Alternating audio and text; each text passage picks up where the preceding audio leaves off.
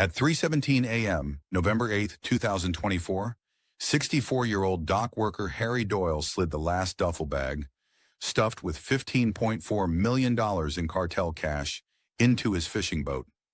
For 3 decades, port security cameras never caught him once. By sunrise, he'd vanished into the Pacific fog. But the black SUVs circling the marina weren't cops. They were cartel enforcers, and Harry had just crossed their final line. And here's the part that will blow your mind. Harry didn't just take the money. He left something in that empty shipping container that made the cartel think they were being betrayed by one of their own. If you're already hooked, hit that subscribe button and like this video so more people can hear this story. Because once you hear how Harry pulled this off, you won't believe how it ends. But this story didn't start with a grizzled dock worker stealing millions from the criminal organization.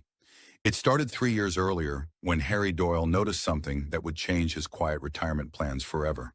Harry had worked the docks for 30 years, the last 12 as foreman of Terminal 7 at the Port of Los Angeles. At 62, he was a third-generation longshoreman who knew every inch of the waterfront.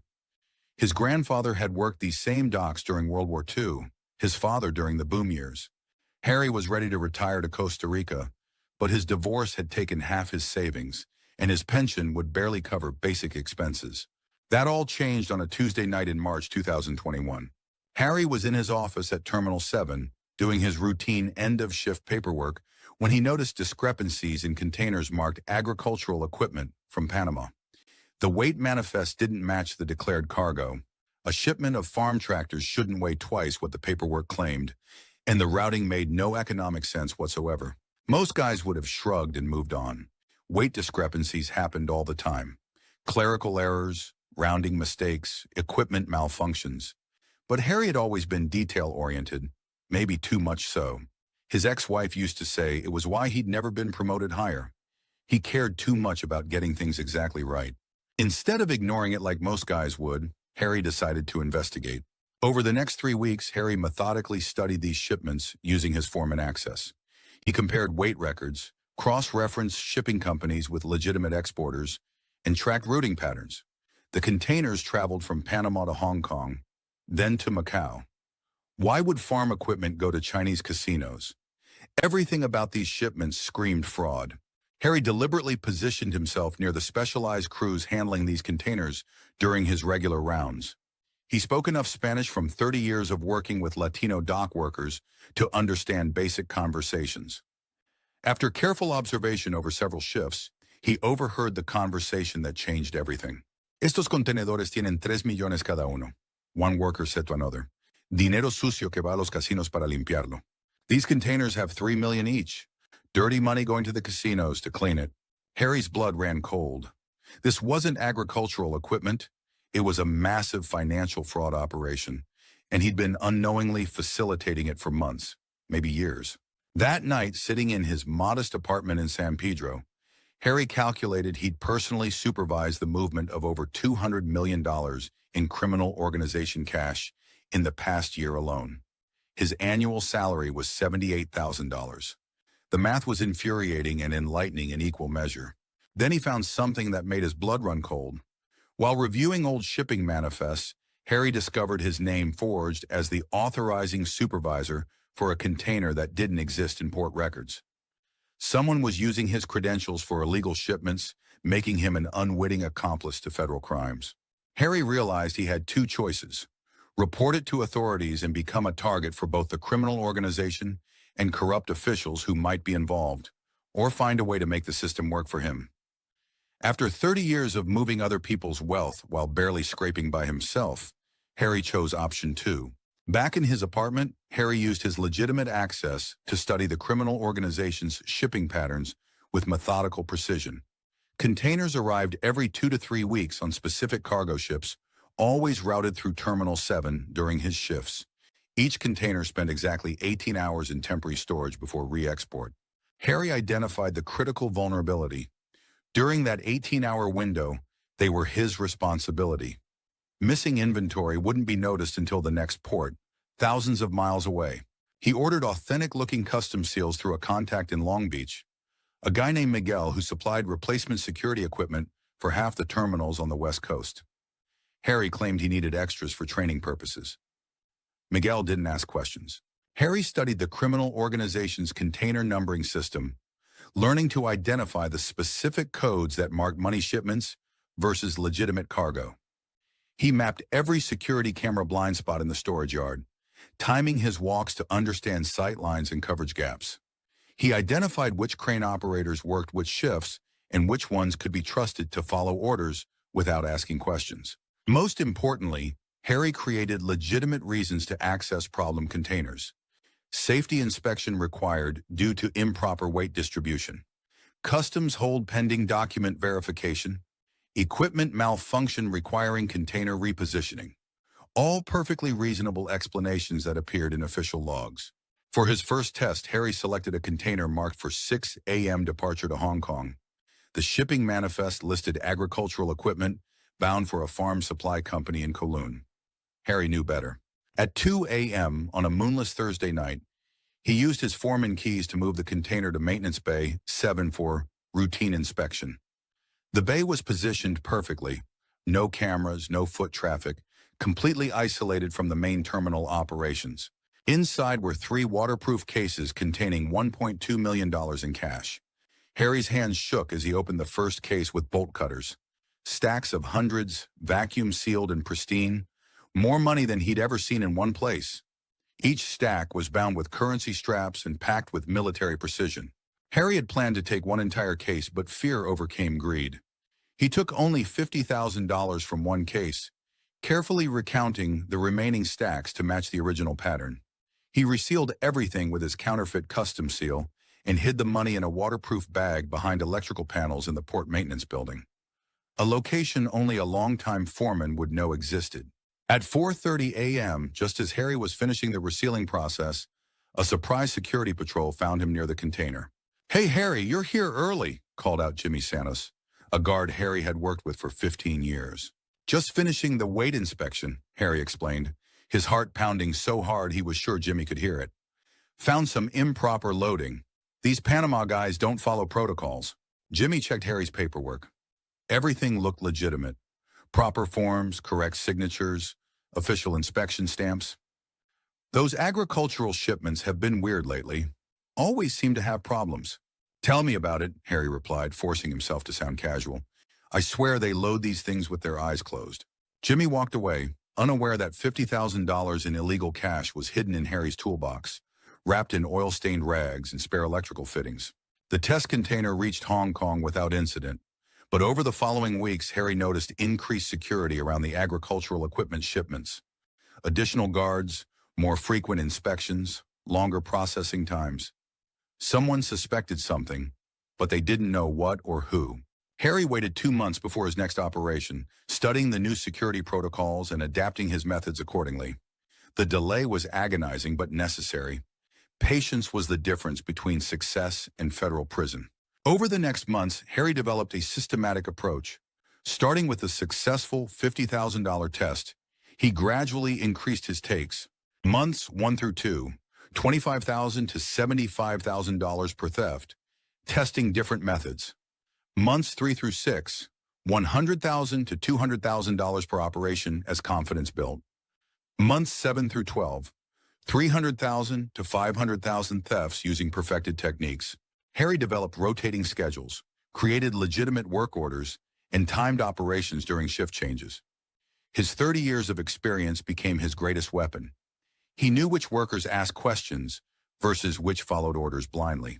During a $150,000 theft in month 4, customs agents arrived for an unscheduled inspection while Harry was inside the container, counting money by flashlight. He heard their voices outside and realized he had less than a minute before discovery. Harry quickly activated a fire alarm in another section of the port, using a maintenance override code, creating an emergency that diverted all available security personnel. While customs agents and guards responded to the emergency, Harry escaped through a service tunnel that connected the container storage area to the main terminal building. 15 minutes later, the fire department declared the alarm a false activation caused by electrical problems. Harry was found in his office, apparently working late on scheduling reports, with grease-stained hands from fixing the faulty alarm system. Harry's methods became increasingly sophisticated with each operation. He developed rotating schedules to avoid creating patterns that might be detected by analysis software. He created legitimate maintenance work orders weeks in advance that justified his presence at specific locations during specific times. Most importantly, Harry learned to time his operations during shift changes and meal breaks when human oversight was at its minimum. He knew that between 2:15 and 2:45 a.m., exactly one guard patrolled the entire storage yard. Through careful observation, Harry realized the criminal organization's operation was even bigger than he'd initially thought. Money flowed through multiple terminals across 3 West Coast ports: Los Angeles, Long Beach, and Oakland. The operation processed an estimated $50 million monthly, making Harry's thefts a tiny percentage of the total volume. Corrupt port officials were already on the organization's payroll, explaining how such massive illegal shipments moved through supposedly secure facilities without detection. Harry identified at least 3 customs agents and 2 Port Authority supervisors who received regular payments for selective blindness. Harry became meticulous in ways that surprised him. He studied maritime law to understand legal vulnerabilities, learned basic Spanish to understand overheard communications, and created detailed records of every theft for future leverage. But signs emerged that the criminal organization was getting suspicious. New security protocols were implemented without explanation. Biometric scanners, random container inspections, extended storage times that disrupted Harry's carefully planned operations. Unfamiliar faces appeared among the dock workers, asking casual questions about irregular procedures. Electronic tracking devices began appearing on high-value containers, sophisticated GPS units that transmitted real-time location data to organization security teams. Harry discovered these during routine inspections and realized the net was closing around whoever was responsible for the losses. Then Harry made a discovery that chilled him to the bone. Hidden inside one of his stolen cash bundles was a GPS tracker the size of a coin, transmitting his location to whoever was monitoring the signal. The criminal organization wasn't just suspicious. They were actively hunting for the leak, and they were getting close. The organization's response was swift and professional. They brought in Markus Volkov, a former Russian intelligence officer who specialized in finding leaks in criminal organizations. Volkov had worked for the FSB before freelancing his services to the highest bidder. His reputation was legendary. He always found his target, and that target was never seen again. Volkov's first action was to analyze every container delay, route change, and administrative error for the past 2 years using sophisticated data analysis software. He was looking for patterns that human investigators might miss, correlations between timing, personnel, and missing inventory. Harry adapted to the increased security with the same methodical approach he'd used to develop his theft techniques. He installed his own surveillance equipment to monitor criminal organization activities, hiding cameras and listening devices in locations only a longtime port employee would know existed. During an $800,000 theft in month 8, Volkov appeared for a surprise inspection while Harry was inside the container counting money by flashlight. Harry heard footsteps approaching the container entrance and realized he had less than 30 seconds before discovery. Harry quickly stuffed cash into his tool bag, then grabbed his structural analysis equipment and pretended to be checking container wall integrity for stress fractures, a legitimate safety concern that explained his presence inside the container.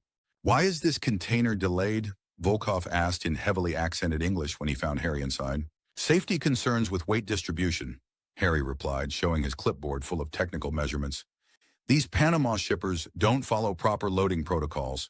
If the weight shifts during transport, it can crush someone when we open the doors. I've seen it happen." Harry's explanation was so technical and boring, filled with engineering details about load balancing and structural integrity, that Volkov lost interest and walked away without conducting a thorough inspection. The Russian was looking for a thief, not a safety-obsessed bureaucrat. In month 12, while stealing $1.1 million during what should have been a routine operation, Harry triggered a motion sensor he didn't know existed. Security arrived within minutes, their radios crackling with urgent communications about unauthorized container access.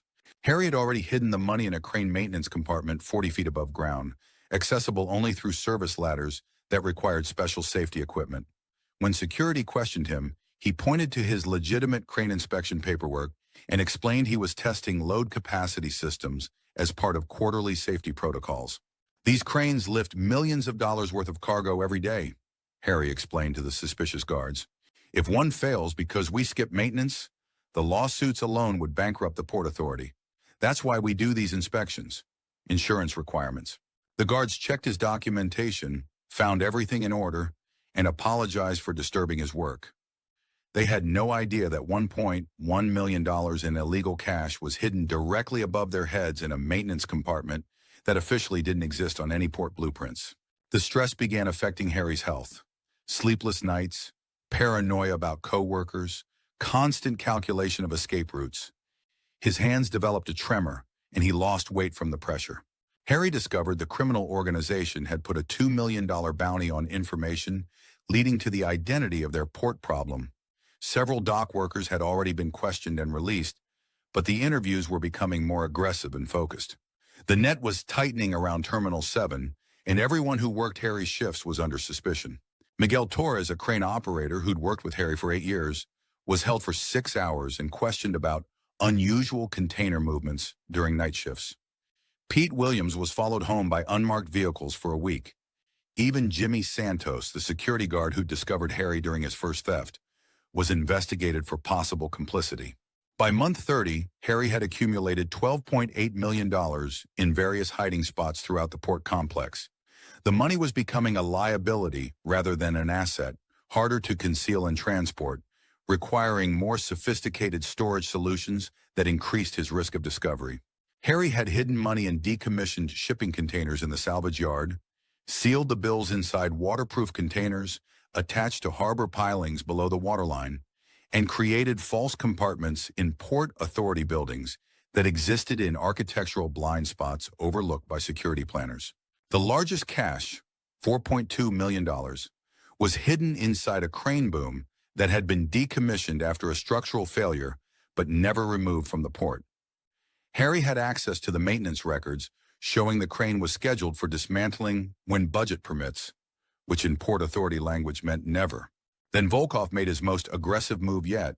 He installed new biometric scanners and AI-powered surveillance systems that would track every person's movement through the port in real time. The system could analyze behavioral patterns, identify anomalies, and flag suspicious activity automatically. Harry had 72 hours before the system went live. 72 hours to retrieve his hidden millions and disappear forever or abandon everything and run with whatever cash he could carry. The decision was made for him when a Pacific storm hit the coast, grounding air traffic and delaying dozens of ships. Emergency protocols gave Harry unprecedented authority to relocate containers, for safety reasons, overriding normal security procedures and creating the chaos he needed for one final, massive theft. During what would be his largest single theft, $2.8 million in month 28, FBI surveillance teams positioned themselves around the port without Harry's knowledge. Federal agents had been monitoring criminal organization communications and identified references to a $15 million port problem that required immediate resolution. As Harry loaded money into his boat using emergency evacuation procedures as cover, federal agents closed in from 3 directions. Their plan was to observe the theft in progress, gather evidence, then arrest Harry and offer him a deal to testify against the criminal organization. Harry spotted their communications equipment, distinctive antenna arrays and encrypted radio chatter that didn't match Port Authority frequencies. Years of maritime experience had taught him to recognize different types of official presence, and this wasn't customs or local police. Harry used a foghorn to create confusion, blasting emergency signals that triggered automatic response protocols throughout the port. While federal agents tried to coordinate through the chaos, Harry escaped through underwater drainage tunnels he'd explored years earlier during routine maintenance operations. The tunnels connected the container storage area to storm drain outlets 3 miles away. Harry had always been claustrophobic, but desperation overcame fear as he crawled through pitch-black, concrete tubes filled with decades of industrial runoff. The storm gave Harry one final opportunity that would either make him rich beyond imagination or get him eliminated. 3 organization containers arrived simultaneously due to shipping delays, each containing approximately $4 million, according to his intercepted communications. He realized this was his chance for one massive theft before Volkov's new security system made future operations impossible. Harry spent weeks preparing for this final operation with the same meticulous planning that had made his smaller thefts successful. He studied weather patterns using maritime forecasting services, learning to predict optimal fog conditions that would provide natural cover for his activities. He mapped every security patrol route and timing down to the minute, identifying the precise windows when specific areas would be unguarded. He created false emergency scenarios that would divert attention from his target containers. Gas leaks, electrical fires, structural failures that would require immediate response from security personnel. Most importantly, Harry prepared multiple escape routes, including underwater passages that connected the port to the open ocean. He discovered these during maintenance diving operations and realized they could provide undetectable escape paths for someone with proper equipment and knowledge of tidal patterns. The storm operation required Harry to coordinate with emergency response teams without raising suspicion, maintaining his cover as a concerned foreman managing crisis operations. He had to move containers during limited visibility and communication blackouts, using emergency protocols to override automated tracking systems. Harry needed to transport stolen money during a port-wide security lockdown, moving millions in cash through checkpoints designed to prevent exactly that type of activity. Every step required split-second timing and perfect execution. Volkov had narrowed his suspects to 5 port employees, including Harry. The Russian was using the storm as cover to conduct intensive surveillance of each suspect, watching for unusual behavior during the emergency that might reveal the identity of his target. Volkov's team included former military specialists equipped with night vision technology and encrypted communications. They were positioned throughout the port, ready to converge on anyone who displayed suspicious behavior during the crisis.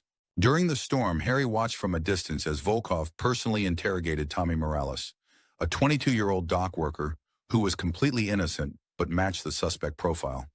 The young man was terrified, visibly shaking as the Russian asked increasingly aggressive questions about container movements and security procedures. Tommy had a wife and infant daughter. He'd never stolen anything more valuable than office supplies. Watching his interrogation, Harry realized his actions had put dozens of innocent people at risk. The organization's investigation was destroying lives, even when it didn't find the actual culprit. Harry made a decision that surprised him. He would accelerate his timeline, complete one final theft of unprecedented scope, and disappear before Volkov could harm anyone else. He would take responsibility for his actions rather than allowing innocent people to suffer for his crimes. Using storm conditions as perfect cover, Harry executed his most sophisticated operation yet.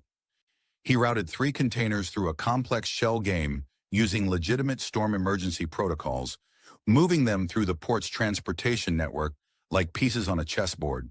Each container was officially relocated for storm safety reasons, moved away from areas vulnerable to flooding, wind damage, or structural collapse.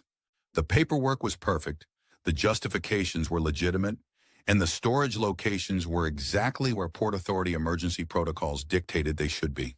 Harry extracted $11.2 million while maintaining perfect documentation that showed every action as necessary storm response. He created false damage reports that explained container delays and relocations as unavoidable consequences of the natural disaster. The money was transferred to his boat using emergency evacuation procedures designed to remove valuable equipment from threatened areas. To any observer, Harry was following established protocols for protecting port assets during severe weather. As the storm cleared, Harry discovered Volkov had planted undercover operatives among the emergency response teams.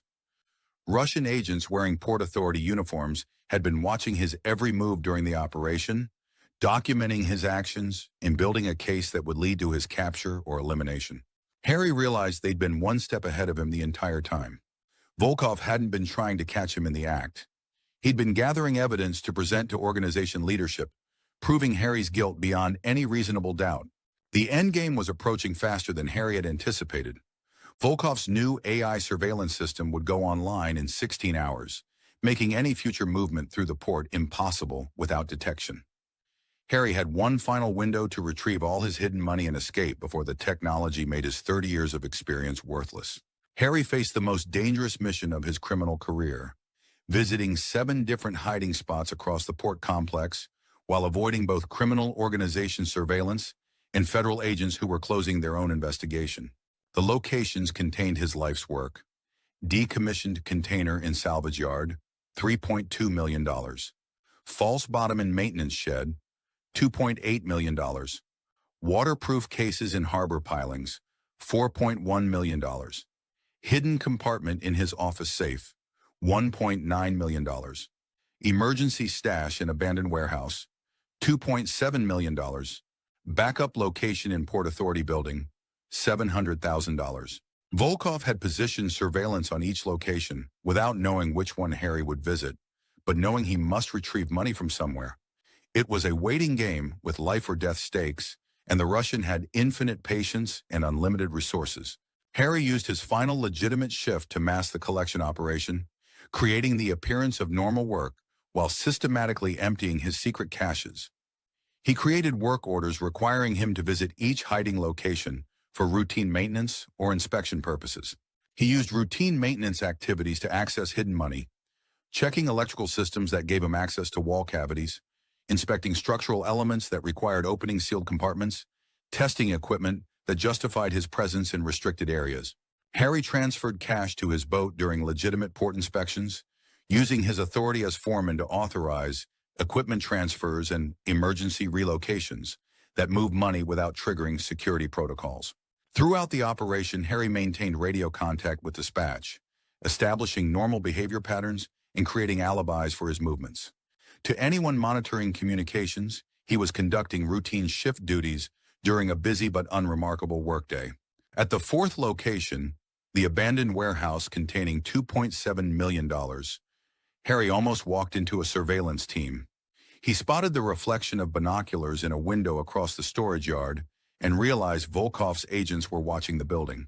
Harry had to abort that pickup and adapt his plan, leaving $2.7 million behind to save his life. The decision was agonizing. More money than most people earned in a lifetime abandoned, because retrieving it meant certain elimination.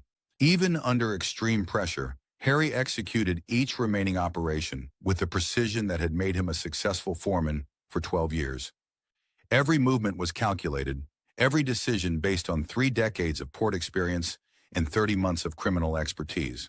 While loading the final duffel bag containing the last $800,000 from his office safe, Harry heard vehicles approaching the administration building. Multiple engines, coordinated arrival patterns, tactical deployment that meant professional operatives rather than law enforcement. Volkov's team had found him, but Harry had anticipated this possibility. He'd already cut his anchor line and started his boat's engine. The vessel was hidden behind shipping containers, invisible from the administrative building, but ready for immediate departure. As organization gunmen reached the dock, Harry disappeared into Pacific fog using a route he'd practiced dozens of times during legitimate fishing trips. The fog was so thick that visibility dropped to less than 50 feet, providing perfect natural cover for his escape. 20 minutes into his escape, radar showed organization speedboats closing in from multiple directions.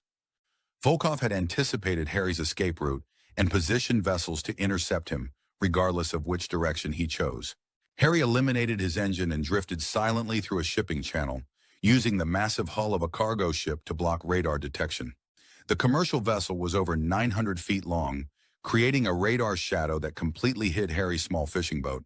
Enemy boats passed within 50 yards while Harry held his breath, their engines thundering through the fog like mechanical predators hunting for prey. Harry could hear radio chatter in Russian and Spanish as search teams coordinated their sweep patterns. Just as Harry reached what he thought was safe harbor near the Channel Islands, Coast Guard searchlights swept the area responding to reports of suspicious maritime activity. Federal authorities had detected the unusual boat traffic and launched their own investigation. Harry faced an impossible choice: hide among the rocks and risk discovery by Coast Guard patrols, or make a run for his backup boat and risk capture by organization hunters. He chose to wait, submerging his boat's profile among kelp beds until the Coast Guard moved on to search other areas. Harry pushed his fishing boat into the fog as Volkov's team reached the dock behind him. The criminal organization had speedboats waiting, fast, modern vessels equipped with radar and GPS tracking systems.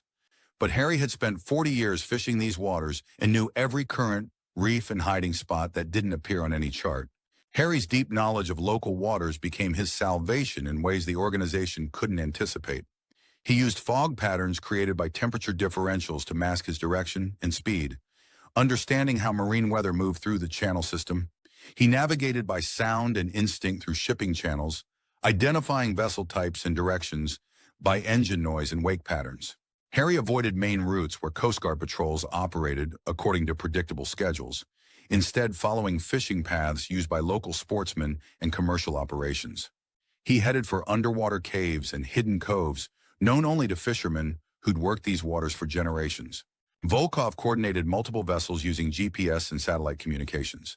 But Harry's old fishing boat had minimal electronic signature. The 30-year-old vessel generated almost no radar reflection and transmitted no GPS data, making it nearly invisible to modern tracking technology. The chase became a deadly game of cat and mouse in zero visibility conditions, with Harry's decades of maritime experience pitted against the organization's superior technology and numbers. Harry disabled his boat's electronics to avoid any possibility of tracking, navigating by compass and dead reckoning techniques learned from his grandfather. His decades of experience reading ocean conditions, wind patterns, current changes, wave formations, gave him advantages over organization hunters who relied entirely on electronic navigation. Multiple near misses occurred as organization boats passed within yards of Harry's position.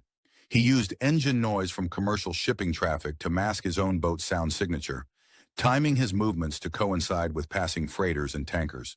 Maritime authorities detected the unusual boat activity and launched a full investigation, deploying multiple Coast Guard vessels and a helicopter with thermal imaging equipment. Harry had to avoid both the criminal organization and law enforcement while making his escape through increasingly crowded waters. After 36 hours without sleep and under extreme stress that would have broken most men, Harry pushed through exhaustion using sheer determination and survival instinct.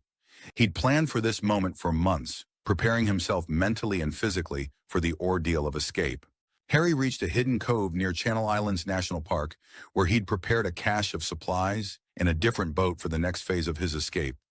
The location was accessible only during specific tidal conditions and required intimate knowledge of underwater rock formations that could destroy a boat's hull. As Harry transferred duffel bags to his backup vessel, a faster boat with longer range and different registration, he discovered GPS trackers hidden in several money bundles. Volkov had been tracking him the entire time, using the stolen money itself as bait to lead him into a trap. The organization's boats were converging on his location, their engines growing louder through the fog. Harry had minutes, maybe less, before professional operatives surrounded his position with no possibility of escape. The Coast Guard's investigation of unusual maritime activity triggered a federal task force that had been monitoring criminal organization communications for months. FBI agents intercepted references to a $15 million port problem and launched their own investigation, realizing that something significant was happening in their jurisdiction. Federal agents identified Harry as a person of interest, but didn't know if he was a victim, witness, perpetrator, or some combination of all three. They began surveillance of his known associates and properties, building a case file that would determine whether to arrest him or offer protection. Volkov faced increasing pressure from organization leadership to resolve the theft quickly and permanently.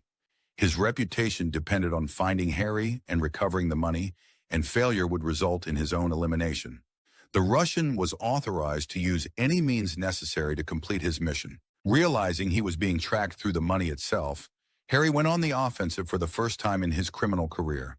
He planted false GPS signals using maritime emergency beacons, creating phantom targets that confused organization tracking systems and divided their search efforts.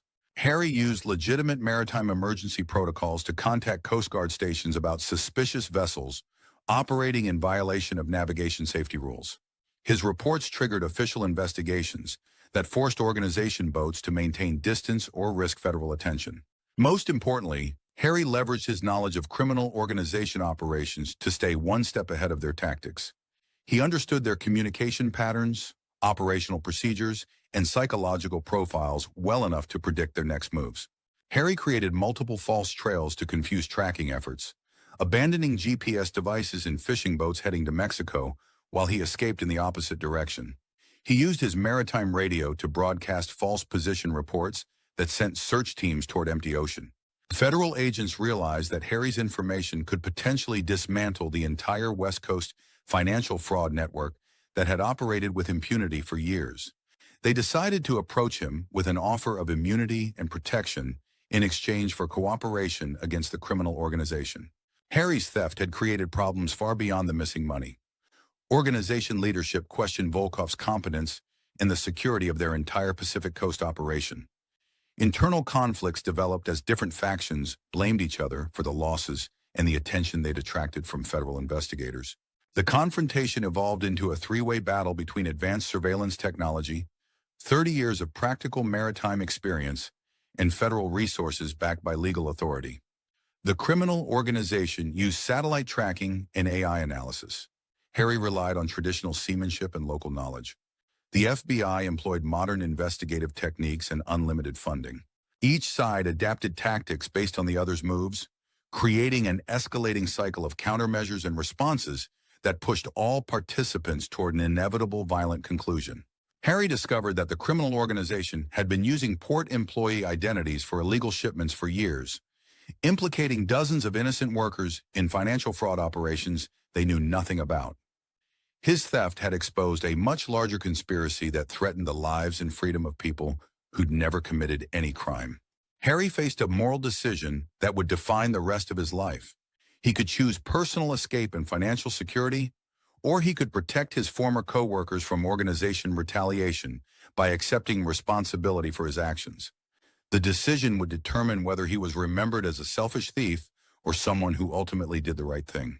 FBI agents approached Harry's boat under cover of darkness, using Coast Guard vessels to mask their approach. Their intention was to offer protection and immunity in exchange for testimony that could destroy the organization's West Coast operations. But they weren't alone in the dark waters. Organization operatives were simultaneously moving to intercept Harry, and federal agents found themselves caught between completing their mission and avoiding a firefight that could result in civilian casualties and international incidents.